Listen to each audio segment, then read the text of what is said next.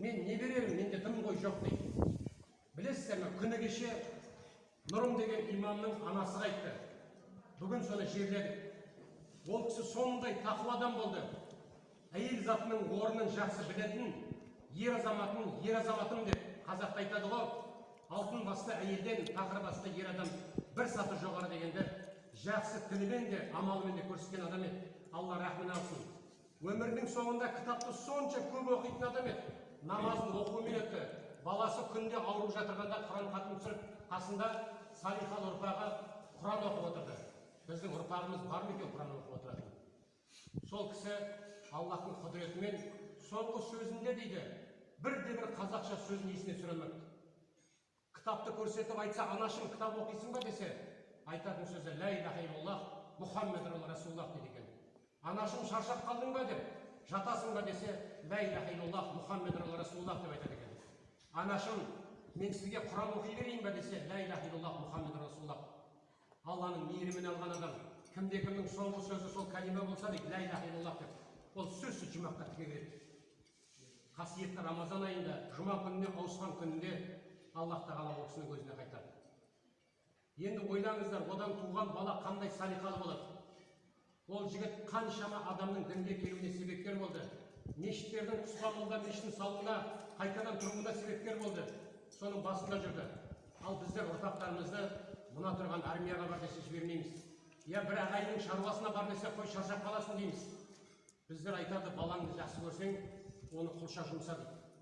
Ағайынның қарым-қатынасы үзбесін дейді. Пайғамбарымыз саллаллаху алейхи ва саллям айтқан екен, кімде-кім қарым-қатынасын ағайынмен үзсін болса, ол бізден емес дейді.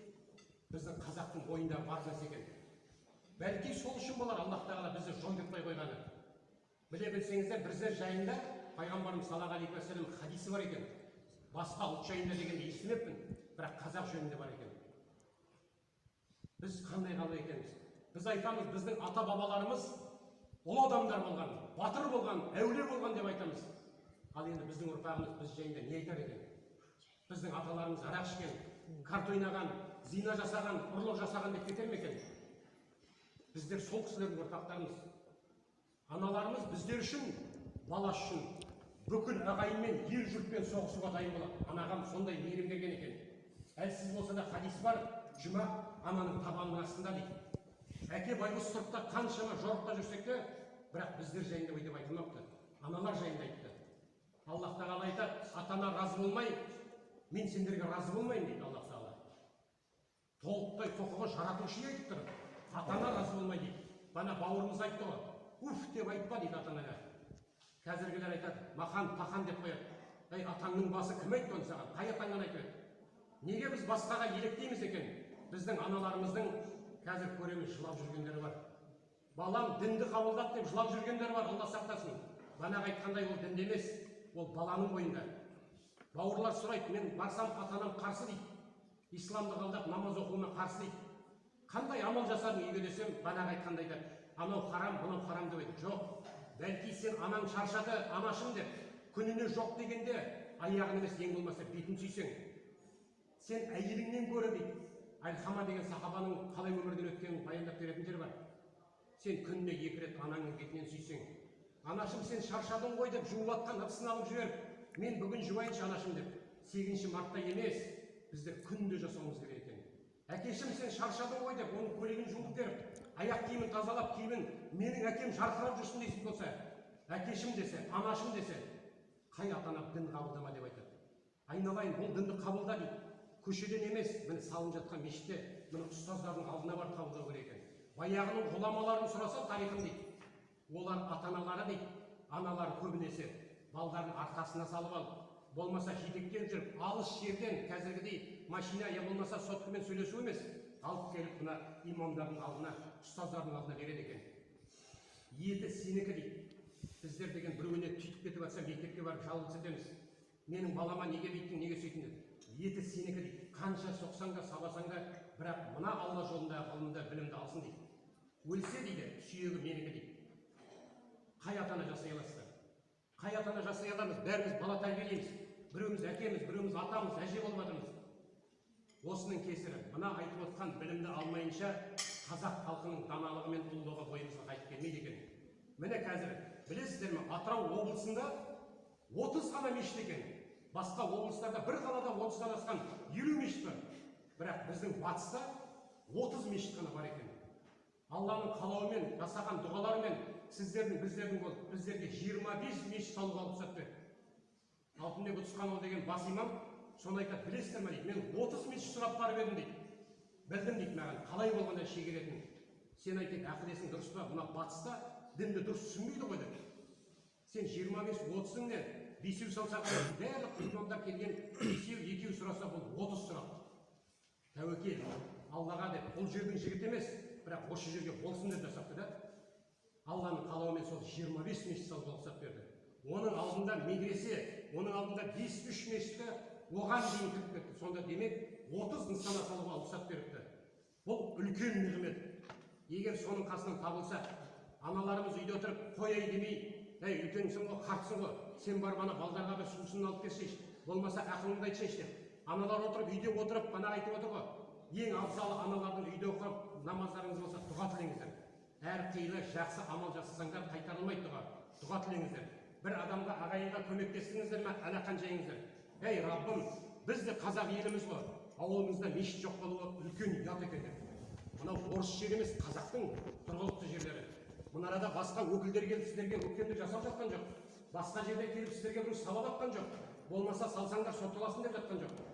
Қазіргі заман сондай. Көрдіңіздер ме? Бана қарттарымыз қойдың кезегінде жатып намаз оқыды.